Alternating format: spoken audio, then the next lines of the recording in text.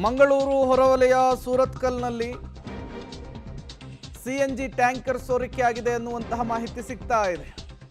ಸೂರತ್ಕಲ್ ಹೆದ್ದಾರಿಯ ಮೇಲ್ಸೇತುವೆ ಮೇಲೆ ಸಿಎನ್ಜಿ ಸೋರಿಕೆಯಾಗಿರುವಂತಹದ್ದು. ತತ್ಕ್ಷಣಕ್ಕೆ ಸ್ಥಳೀಯ ಪೊಲೀಸರು ಆಗಮಿಸಿದ್ದಾರೆ. ಅಗ್ನಿಶಾಮಕ ದಳದ ಸಿಬ್ಬಂದಿಗಳು ಸ್ಥಳಕ್ಕೆ ಬಂದು ಪರಿಶೀಲನೆಯನ್ನು ನಡೆಸಿದ್ದಾರೆ. ನೀವು ಕೂಡ ದೃಶ್ಯವನ್ನು ಗಮನಿಸ್ತಾ ಇದ್ದೀರಿ. ಸೂರತ್ಕಲ್ನಲ್ಲೇ ಆದಂತಹ ಘಟನೆ ಇದು. ಹೆದ್ದಾರಿ ಮೇಲೇನೆ ಸಿಎನ್ಜಿ ಗ್ಯಾಸ್ ಸೋರಿಕೆ ಆಗಿದೆ. ಇದರ ಪರಿಣಾಮ ಮೇಲ್ಸೇತುವೆಯ ಬಳಿ ಒಂದಿಷ್ಟು ಕಾಲ ಭಯದ ವಾತಾವರಣ, ಆತಂಕದ ವಾತಾವರಣ ನಿರ್ಮಾಣವಾಗಿತ್ತು. ಘಟನಾ ಸ್ಥಳಕ್ಕೆ ಅಗ್ನಿಶಾಮಕ ದಳದ ಸಿಬ್ಬಂದಿಗಳು ಭೇಟಿ ಕೊಟ್ಟು, ಪೊಲೀಸರು ಭೇಟಿ ಕೊಟ್ಟು ಪರಿಶೀಲನೆ ನಡೆಸಿದ್ದಾರೆ ಅನ್ನೋದು ಗೊತ್ತಾಗ್ತಾ ಇದೆ.